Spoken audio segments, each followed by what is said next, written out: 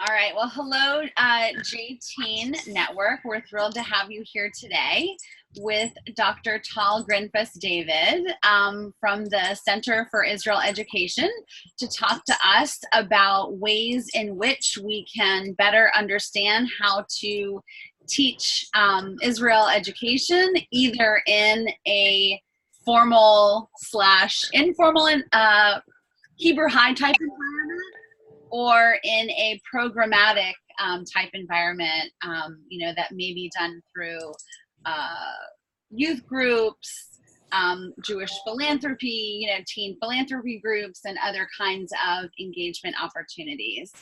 So I work with Tal on a very part-time basis at the Center for Israel Education, and I've known her now for the past year and a half or so, and she is a ball of energy and has an incredible amount of knowledge and wisdom, as she said at the beginning, and much to share with all of you. And I know that after this conversation, if any of you want to reach out to her, she is more than happy to be there for you and to even connect you with other colleagues at the Center for Israel Education who may be able to help you with whatever those next steps may be.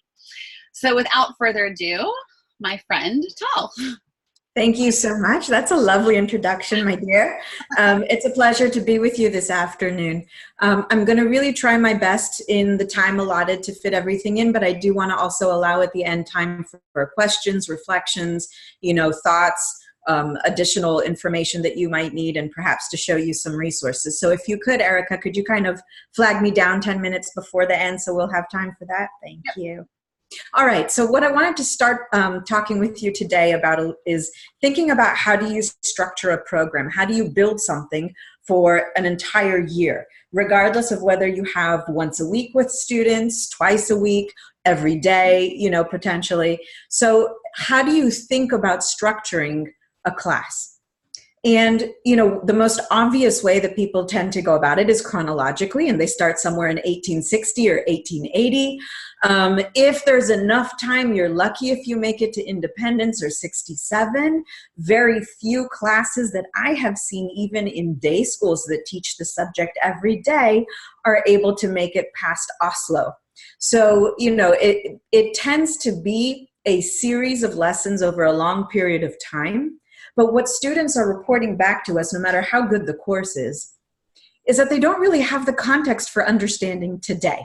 Now, you may make it all the way through history to today, to current events, but then it feels kind of rushed and you wonder, oh gosh, should I have spent more time on 67 or on 73? Or, and I want to say we need to kind of stop beating ourselves on the chest and set ourselves, what are the goals for teaching Israel? Back it up way before we even start teaching.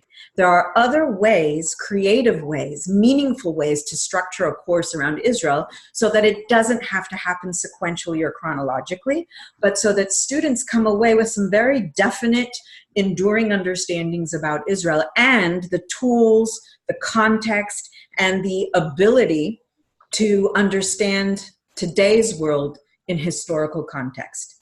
And the way that I like to go about doing that, always according to best practices, is to fold in primary sources in meaningful ways. So I've said a whole lot of jargon now that probably sounds good, but might not mean a whole lot to you. So what I want to do is I want to start by sharing my screen with you and showing you something that I just did at our summer workshop with a group of participants to better understand how do you take a document or a primary source that is historical in nature and make it relevant to today so that students understand over time the evolution of things. How do they unfold? Why are we living the reality that we are living today? And what does it matter to me? Okay, so let's see if I can do this well. Share screen, share. Okay. So the first thing that I wanted to sort of run by you is this idea of how do we teach a primary source document?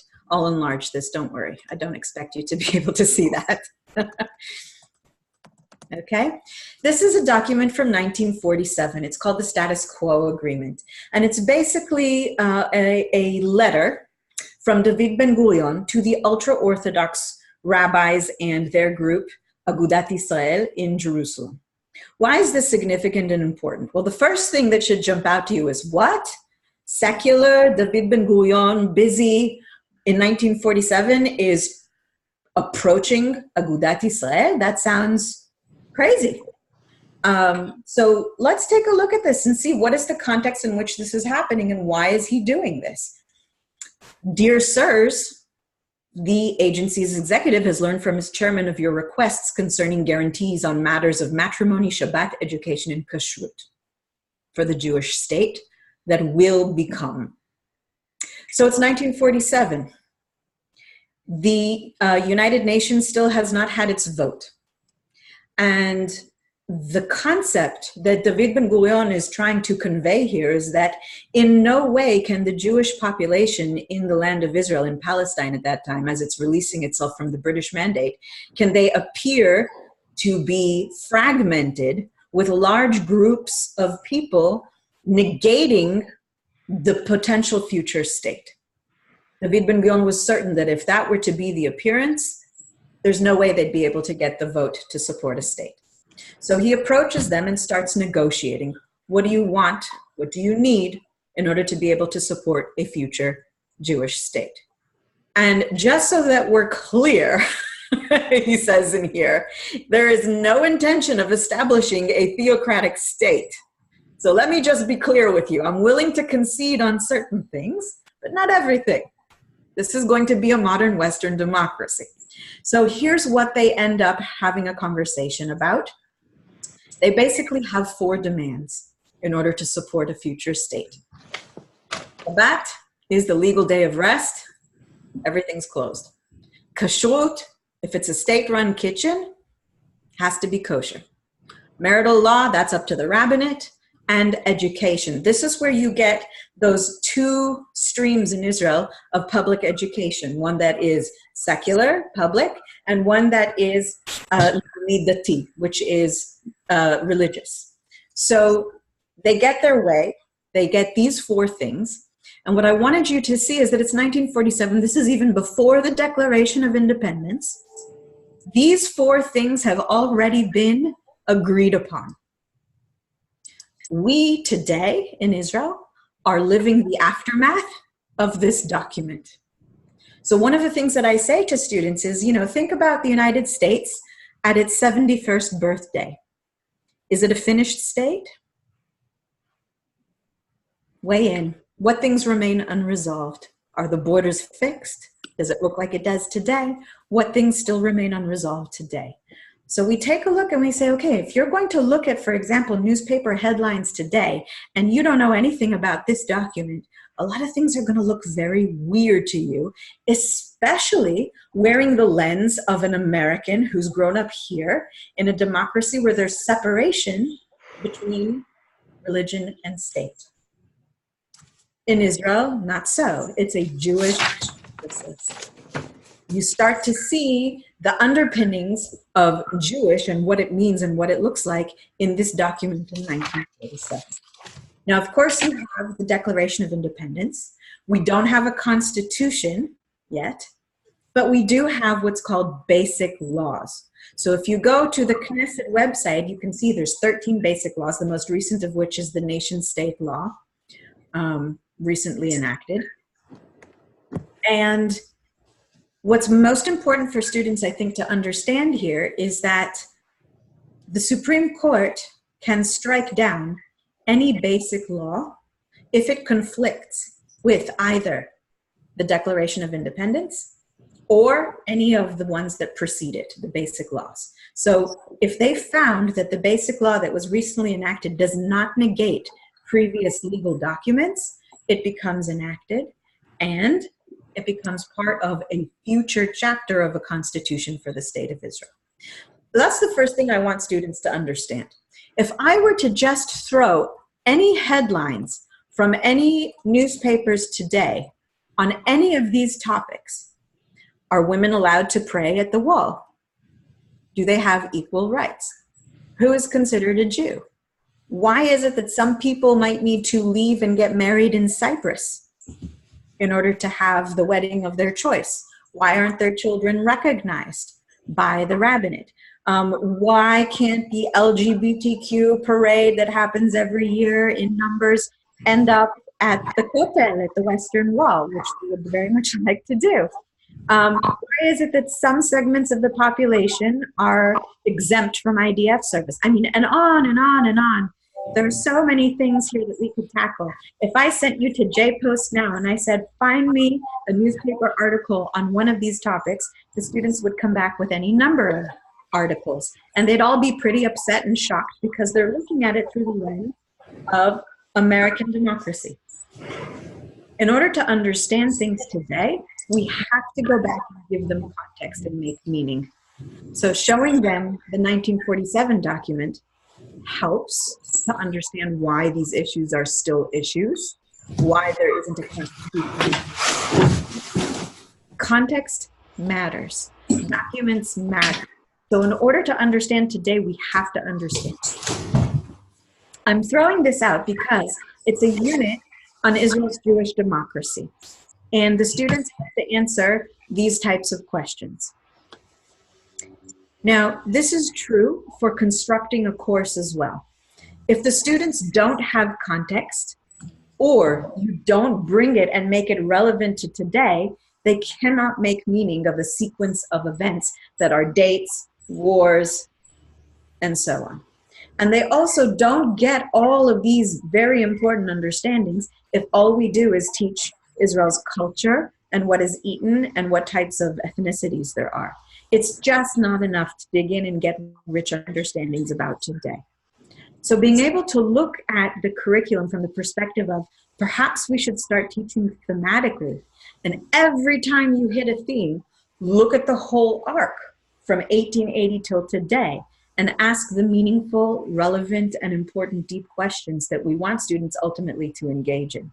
So rather than defer the important conversations, let's have them, but let's teach the students how to have informed conversations about each one of these themes and show them how to ground it in context, history, and primary sources. So I'm going to pause for a second and just ask, would anybody like to offer any thoughts or suggestions or ideas at this point before I continue?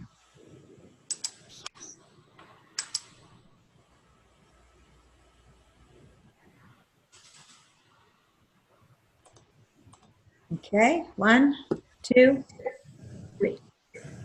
The other way to sequence a course is to start looking at how do you chunk time into meaningful, relevant eras.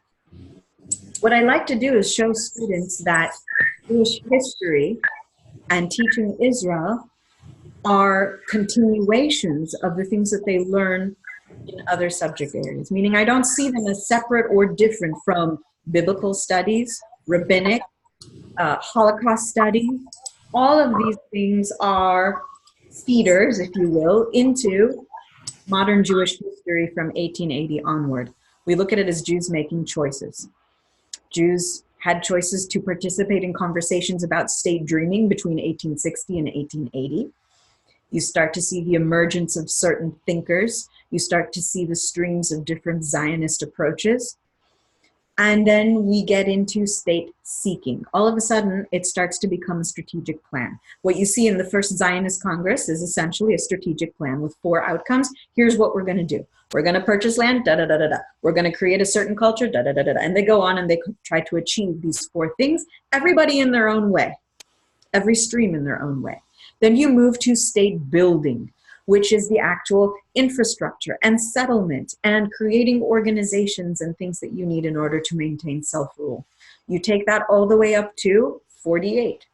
All of a sudden, you're now into state keeping. Why is it important to chunk it in this way?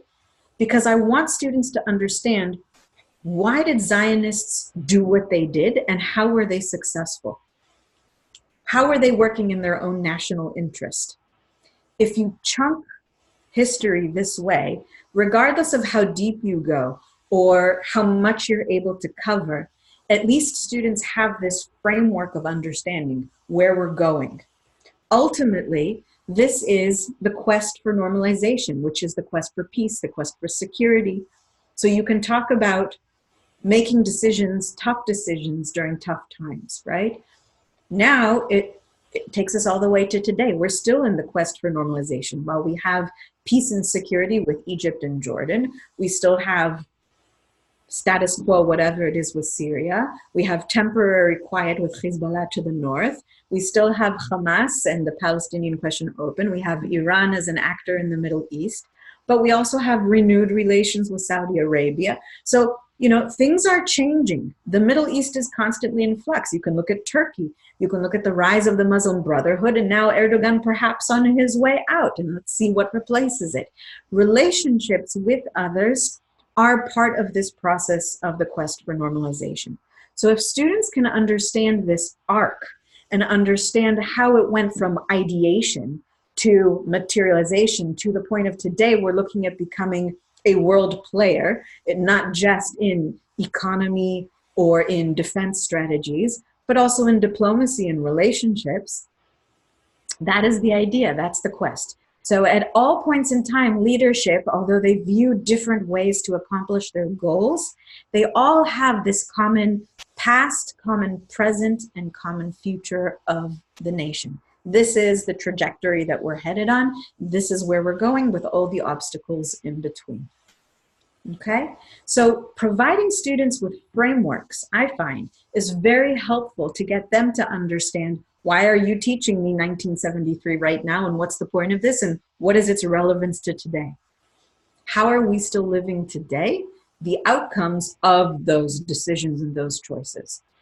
And understanding that Israel is the natural historical outgrowth of Jewish history, with Jewish people's connection to the land. Here's another framework for organizing a course. And again, it can be done in 5 to 6 lessons, or it can be done all year long. It can be done as a preparation for a trip to Israel, and it can be the lens through which you have conversations with your students while you're in Israel with them, when they come back from Israel, and during the year. So one of the things that we talk about is, what do you need in order to be a viable state? You have to be able to acquire power. The whole concept of diaspora existence is being somebody else's minority, not having full sovereignty, but having partial autonomy, partial freedoms, in some cases not even having just persecution. So in order to be a viable state, you need to obtain power. Once you obtain it, you have to learn how to wield it, and that's a whole nother interesting question. You can look at proportionality, you can look at all kinds of things. But this concept of power is a concept that I find American Jews, especially children, are sort of leery to entertain and to talk about, because there's always this perception from non-Jews that, oh, Jews have too much power. What does that mean? You know, what does it mean to have too much power today as American Jews living here or in Canada or in France? Understanding what it means to live a minority existence versus a majority existence, and what makes a state viable. This is actually what's going to explain all of this. What makes a state viable at every point? You can look over here and you can say, oh, did they have all these elements of power in 1939? Were they ready to declare? Why or why not? Were they ready in 48? Why or why not? Are we ready now? So these are the elements of power. It's an acronym. It's just a fun way to organize thoughts, create a framework. The first is peoplehood, understanding 2 elements. You need to have some kind of glue, some kind of national identity, a shared past, a shared vision for the future. But you also need to have a sufficient number of people, or else you can't defend yourself, you can't create a working economy. Ben-Gurion understood this. It's why he sent the Sukhnut to pay per head, per Jew, to bring them to Israel in illegal ways and to smuggle them in. It's why he said, for example, in 39, you have to fight the British as if there were no war, and we have to fight the war as if there were no British. It was this constant understanding that you're juggling the needs of us here in the Yishuv versus Jews out there in their diaspora existence, and how do we create a viable state? How do we bring people in? Aliyah Bet. You need organizations for self-rule. For example, Keren Kayemet L'Israel, the JNF. For example, all the different parties all the different political parties that were created during that time. You need education systems, like, for example, the Hebrew University of Jerusalem and the Technion and schools. You needed infrastructure, so you needed people to actually go out and have organizations that would build roads that made sense. You needed to have people who were good at budgeting. You needed to have people who would erect hospitals like Henrietta Zold. You needed people to be able to put together organizations that could create a viable state, including the different ones for defense. You can look at water, oil, resources. That's the W. So what are the sources of fresh water in Israel versus salty water? And how did Jews create settlements and agriculture and necessities for life in a land that is very scarce in resources? How did they do it then? How are they doing it now? So every time I bring something up like this, anytime you choose a theme, whether it's peoplehood or organizations or water, you do the whole thing. You do 1880 till today. And you just look through that one lens. Then you have an economy. What do I need for a viable state? I need to be able to export and import and create brain power, because I don't have, for example, the things that we might need to, I don't know, export oil, just don't have it. So, you know, this whole concept of the startup nation and understanding what are the different elements of Israel's economy. How does a country that is besieged by hostile neighbors budget for education when the majority has to go for defense? Basic concepts of understanding what does it take to run a viable state. And finally, recognition, because even if you have P through E, but the United Nations doesn't recognize you and superpowers don't recognize you, and you're still lacking recognition from your immediate neighbors, be they state or non-state actors, you've got a problem. It definitely challenges your viability as a state. So these are the 5 lessons that I would teach, 5 units that I would teach. And then taking students on a trip to Israel, you could ask the question, tell me where you see power now that we've learned what we've learned. So if they go to Israel and there's 2 handles on the toilet, or if they see drip irrigation, say, wow, that's the W, right? Now you're starting to see desalinization, things like that. Now we're starting to see, how does Israel maintain its viability? Not only that, you can look through the lens of water and you can say, okay, Israel has exported water technology to surrounding countries with vast scarcity, and it's created backdoor channels of diplomacy with countries that would never have entertained the thought of speaking to Israel a decade ago. So looking at how each of these has evolved over time and impacts the Middle East and Israel's existence, to me, this is a fascinating way to understand the story of success of self-determination. These are a few ways to envision creating a course where we're actually creating meaning for students. There is no possible way in whatever frontal time you have to teach all of modern Israel's history in a meaningful way. What we have to try to do is give students these frameworks for understanding how to grapple with things when they do come along, teach them the skills of how to analyze primary sources and know the context, and then they can decide for themselves when they encounter new material, how do I fit this into an existing framework of understanding? Whether it's chronological, like this, how do I understand the Bahrain conference today? Look at that, we're right here. It's the quest for normalization in the Middle East. Or if I look at it through this, and we say, what is the Bahrain conference trying to do? Well, it's trying to boost the economy of someone who's challenging the viability of the state because they lack the recognition for it, which is why the Palestinians did not even attend. So those are things that you can now put into a framework of understanding for students, where when they leave your setting, ultimately, and they're independent, they'll be able to take the headlines of tomorrow and understand them in meaningful ways. Okay? What I wanted to show you finally after these two is a little bit more of our website, because here you have a plethora of resources. This is an interactive timeline segmented by eras, and you can see the eras that we've chunked them into here, so that you can actually give your students things to explore and to research. This is on our homepage, okay? I wanted to also show you down here, you have tools and methodologies. So for example, if you were going to click on that and you said, well, I'm very interested in learning how to teach with primary sources because I attended Tal's webinar, you can go here and you can take a look at 2 examples of how to analyze a primary source that's a document or how to analyze a primary source that's a speech, because this is different. Even though you're looking at text, this is a performance. And there is at least one audience, if not multiple. And how the audience responds to the text is equally as important as the way that it's given.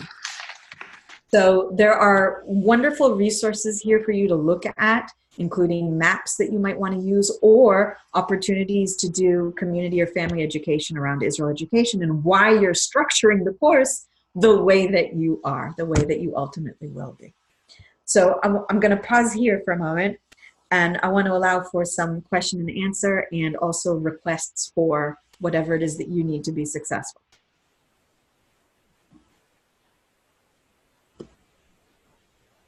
Anybody? Tal, yes. how much of this is available online and how much of it is available on the curriculum that you guys have written? Okay, great question. So I'll show you here. If you go to the top, which is products, and you go to our store, for example, you have a lot of units that we have already written. Most of them are aimed at high school students about all kinds of themes like this.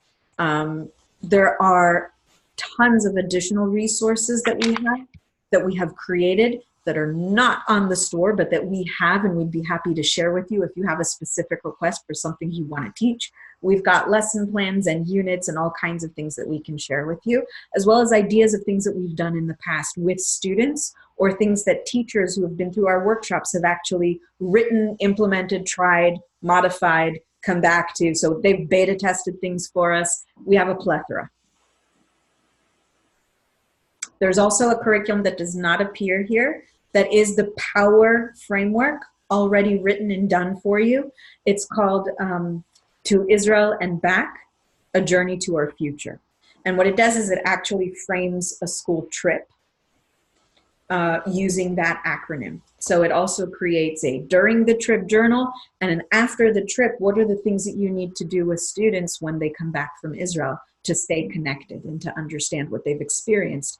You know, the whole idea is we don't want them going as tourists. We want them going with an understanding that this is a national homeland that belongs to them and that they have a stake in.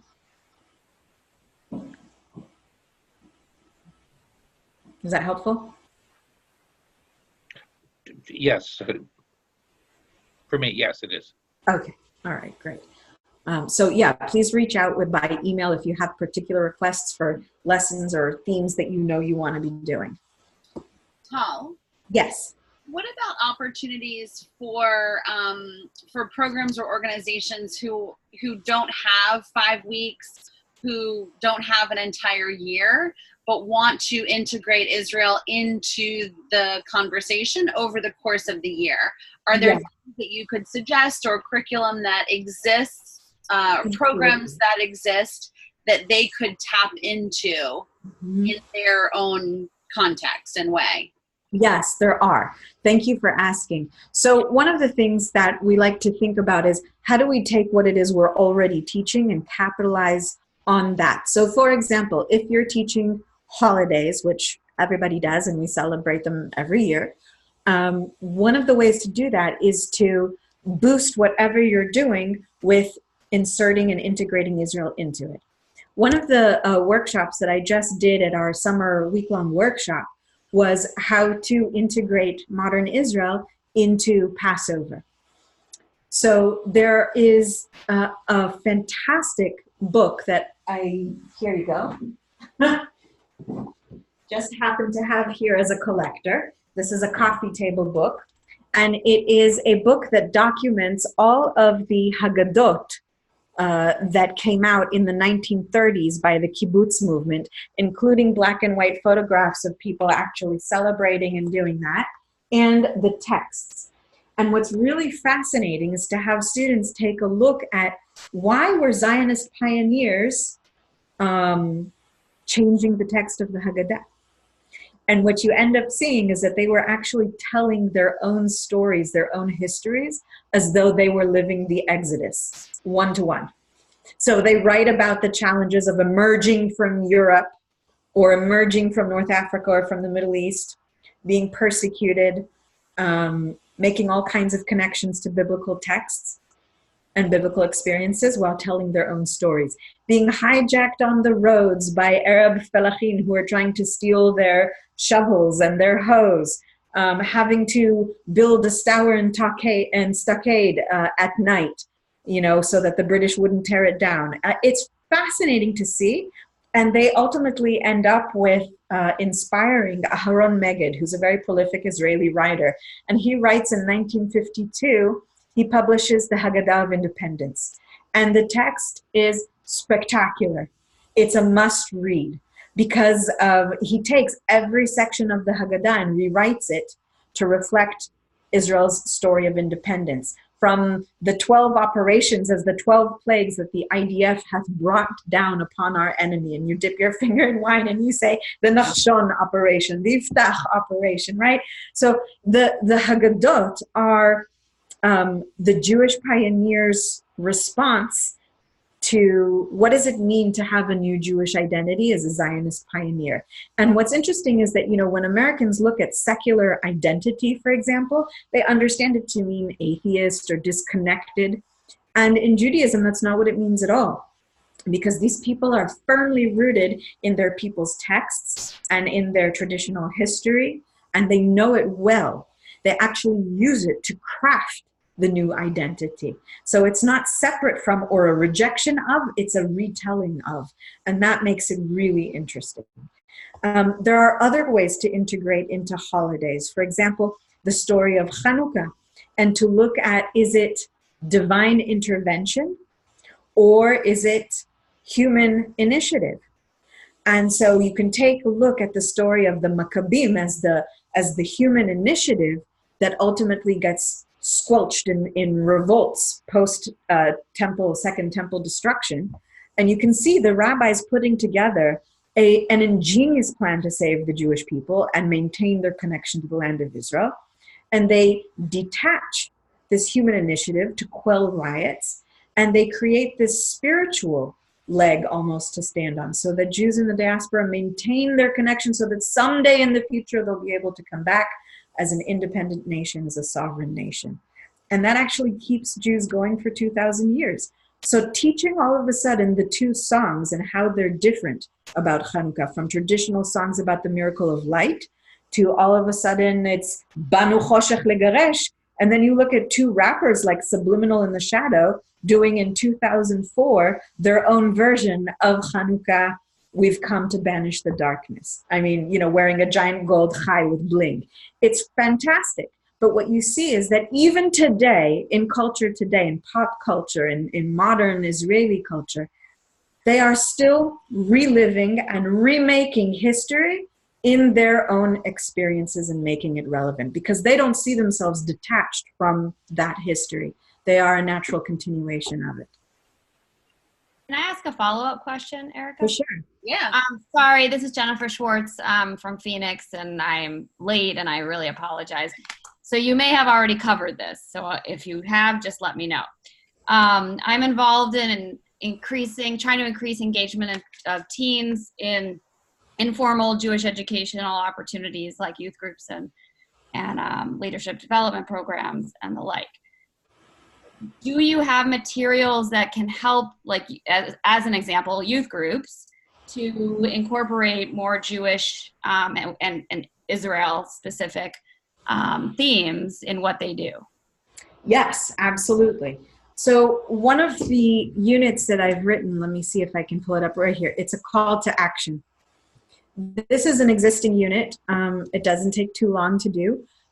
What it does is it leads up to understanding how the third sector in Israel operates today and where does this call to action come from. So it begins with biblical texts, references to how do we take care of each other, what does it mean, Klal Yisrael, what does it mean that all of Israel is responsible to one another, Kol Yisrael arevim ze leze. We look at examples of that in Deuteronomy and other places. We look at Maimonides' ladder. There's all kinds of, like, there's a progression of a textual sort of framework to this unit.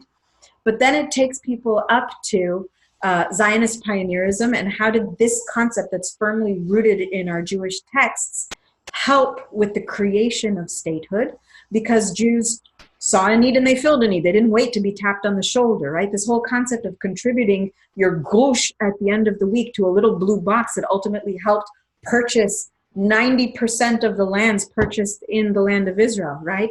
So that all of that is part of the unit. But then it takes you from Zionist pioneerism through statehood. And it talks about the challenges of having to budget for things like defense that don't leave a lot for social action, which is why there's a very strong third sector, was what it's called, a volunteer sector of private organizations, NGOs, that help to fill that bridge, that gap in the budget to take care of the things that the state needs, whether it's for battered women or invalids or lone soldiers or whatever it is, right?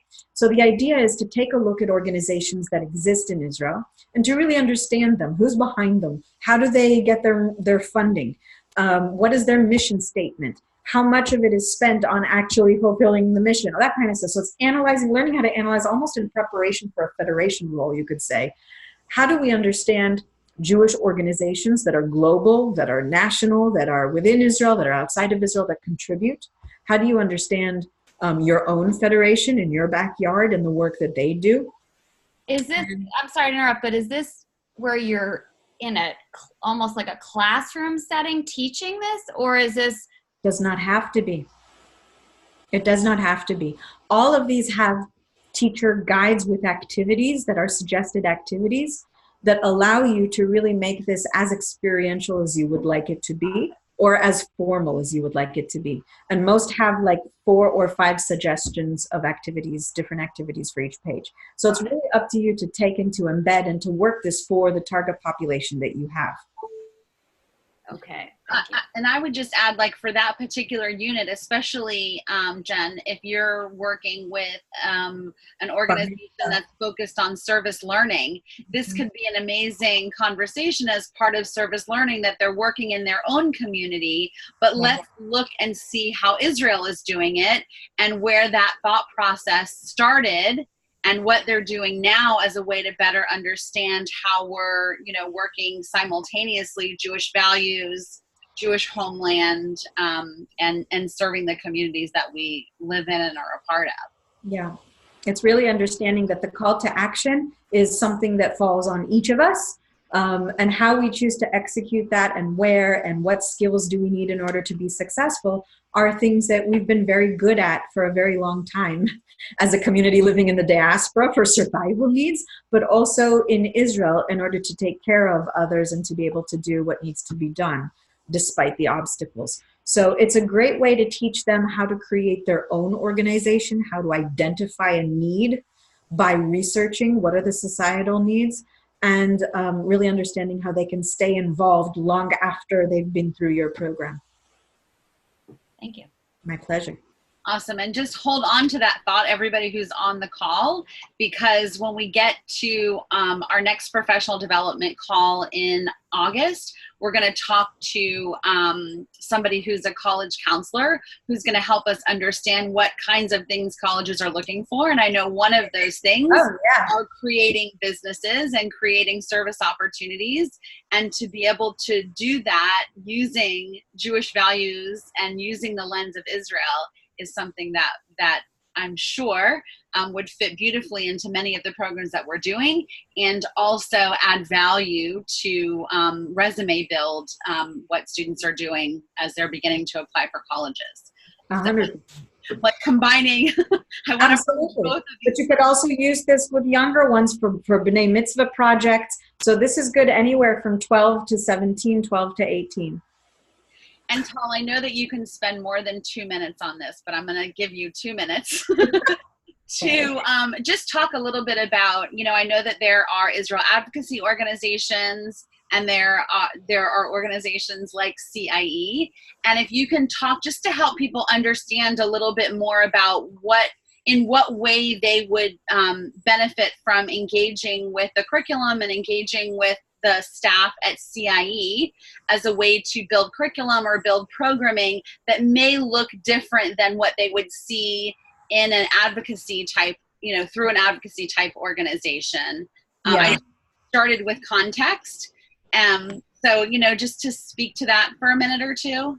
Right. Well, at the end of our session today, you'll never be able to guess how I vote. And that's sort of the bottom line here, is that what we do has the academic integrity, the apolitical approach, and everything that we design is about getting students to interface directly with primary source material, whether they be Palestinian newspapers from the 1930s, or looking at British mandate letters to Her Majesty's government, or looking at minutes of meetings that were held by Zionists at the same time. So we're not just teaching one track, or this is what we want students to know about Israel. It doesn't work that way. And that's part of the difference between us and advocacy programs. They tend to have a political leaning. They tend to want students to engage. When you hear X, you should say Y.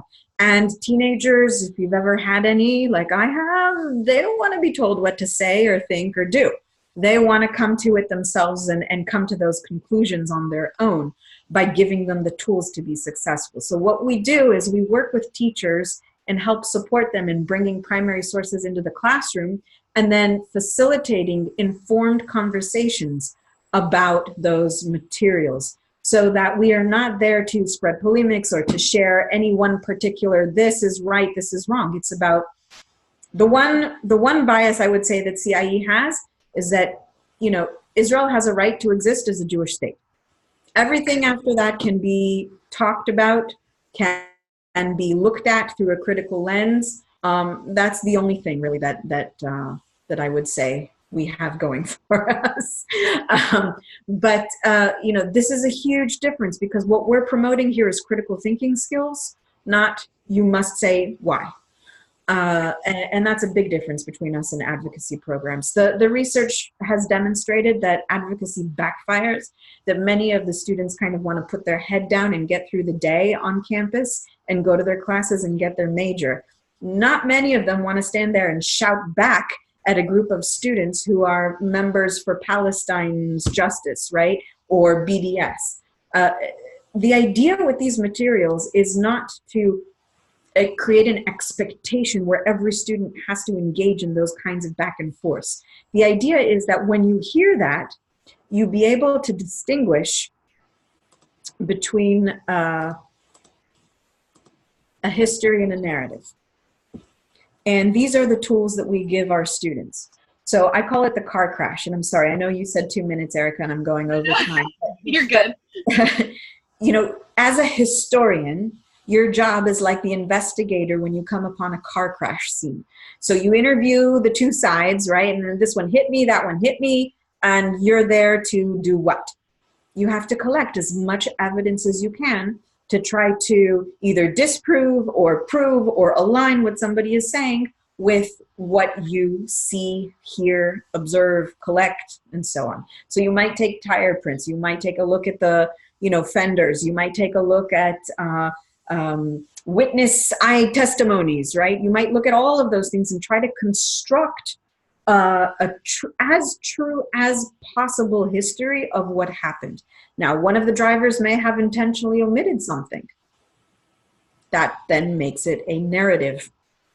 So the idea as a historian is that we are here to collect as many primary sources as we can, as many firsthand accounts, as many items, as many documents, as many maps and photos and posters and whatnot. And then we look at them and we say, okay, if we are going to look at all of these together, what is the picture that emerges? How do we critically understand this? And what were responses to this from all sides? Then students have a strong sense of their own history. And when they go to college campuses, even if they choose not to engage, at least they don't walk away saying, oh, this is new. I never heard this before. My teachers lied to me. That's what we're trying to eliminate from the equation. The more students know their own story and their own history and have the tools to analyze new information as either narrative or history, the better off they will be in the long term. And Tal, just in the final few minutes, I know that CIE has created some really great whiteboard Video, yeah. other videos that could be used either in a youth group setting or in a classroom setting that are online and available for free. So maybe just a quick highlight of some of those things, as Arnie asked, that are free. And so if you look at the top tab, you'll see here's Israel's story, and here you have several 3-minute whiteboard videos that were created about a multitude of topics that you can scroll through and choose from. They're great to use in the classroom. They cover the primary sources quickly, and they give you the context. So it's a great way to launch into or sum up something that you've been teaching. And it's a great way also to send different groups of students to investigate different things on their own. So it's trusted, reliable stuff that you can use, and it covers primary sources in a very easily accessible, brief way for students. The other thing that I wanted to show you, other than these videos, is that at the top you'll always see in blue we've highlighted something that is very relevant. And we always have things that are relevant on our homepage, stuff we're reading now, tweets of other people, articles that are submitted by think tanks and whatnot. But up here you really see what's most pertinent. And if you click on elections, the reason that this is pertinent is because we're going to have our second round of elections in September in order to hopefully create a coalition. There is information here, not just on, here's a whiteboard, for example, forming a government, short 3-minute clip. There are articles here, useful links for understanding them, biographies of the players, who to know, how to understand the whole process, what does it mean regionally, what does it mean in the environment, and then we also have a whole bunch of activities that you can download and use to teach in your classroom immediately. So anytime you want to teach something that's very relevant, go to the top, click on the blue button, and you'll have more resources than you probably have time to use. I assume that these resources, it's okay for us to publish them on like our social media where we're connecting with teens and their parents. Is that? As long as you attribute, these are all free to the public. As long as you attribute and please put our website, that's where you took it from, you're golden, you're good to go. And we would love for you to do that. And not only that, we'd love for you to tell us what was your community's response to these materials and resources and activities and ideas, because we're always getting feedback and we always look to improve and add with whatever was missing or whatever you needed or how did it go. So please keep in touch with us and send us emails and make requests, because that really dictates our workload as the researchers and the pedagogues behind the scene. Quick question, Tal. So our 9th graders are about to embark on a Hot Topics debate class where they learn to debate, and our plan is to give them primary sources and have them use the same ones and then give them either, you know, you have to defend it or you are against it and argue it. Amazing. In your curriculum, and I guess I have a lot of work to do you have those where there are actually primary sources from a variety of different perspectives that either come together and agree or would have diverse opposing views or something like that? That's a great question. So first of all, you're going to find a plethora, and I'm happy to show you, you know, depending on what it is you want them to engage in, I can give you lots of ideas, and I'm happy to do a follow-up conference with you one-on-one anytime you'd like. I guess what I want to say is, in any document, you're going to see the multiple opinions within the Jewish leadership, in addition to the multiple responses beyond that leadership group.